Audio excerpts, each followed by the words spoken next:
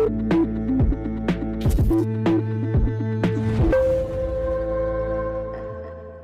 मैं हूं सोनाली और आप देख रहे हैं भारत टाइम्स न्यूज। पेश है आज की ताजा खबरें। दिनांक 12/5/2024 को ग्राम पडवार में गोली चलने की सूचना प्राप्त होने पर घटना में घायल श्रीमती शिल्पा सिंह राजपूत निवासी पडवार थाना स्लिमनाबाद की रिपोर्ट पर से विधि का उल्लंघन करने वाले बालक के विरुद्ध थाना स्लिमनाबाद में अपराध क्रमांक 259/2024 धारा 294-307 भादवी का प्रकरण कायम कर विवेचना में लिया गया। पुलिस अधीक्षक कटनी श्री अभिजीत कुमार रंजन के निर्देशन एवं अतिरिक्त पुलिस अधीक्षक श्री संतोष डहरिया व एसडीओपी स्लिमनाबाद श्री अखिलेश गौर के मार्गदर्शन में थाना प्रभारी स्लिमनाबाद अखिलेश दाहिया द्वारा मामले में आरोपी की गिरफ्तारी हेतु टीम गठित की गई। आरोपी की तलाश पतारसी करते आज दिनांक 15/5/2024 को मुखबिर द्वारा सूचना मिली थी कि थाना स्लिमनाबाद के धारा 307 भादवी का विधि का उल्लंघन करने वाले बालक टोल प्लाजा के पहले सिरोहा हिरन नदी पुल के पास खड़ा होकर भागने के लिए किसी साधन का इंतजार कर रहा है। प्राप्त सूचना पर अपनी टीम के साथ मौके पर पहुंचे, जहां मामले का आरोपी पुलिस को देखकर भागने का प्रयास किया, जिसे घेराबंदी कर पकड़ा गया।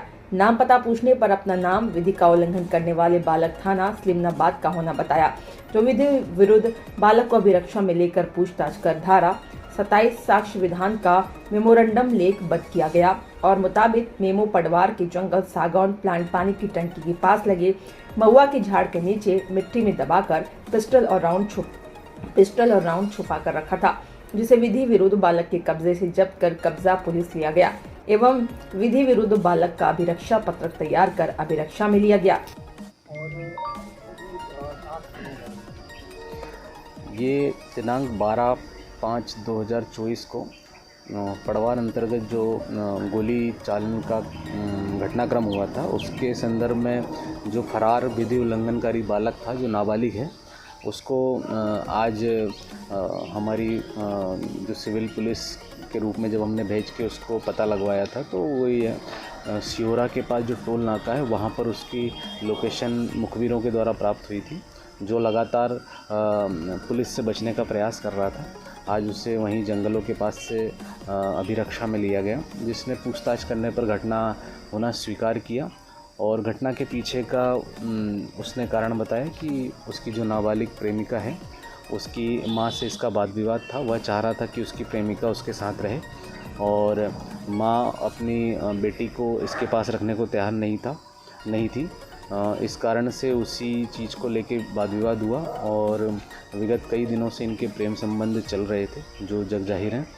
उसी को लेकर इनके बीच में तनातनी हुई और लड़के ने अपने पास जो अवैध रूप से पिस्टल खरीद के रखी हुई थी पिछले 1.5 सालों से, उससे इसने गोली चला दी। इसमें प्रथम दृष्टया 307 तत्काल पुलिस के द्वारा इसमें लगाई गई थी और जो पीड़िता महिला थी, उनके मृत्युकालिक कथन भी व्यवस्थित कराए गए थे। अभी वो इलाजरत हैं।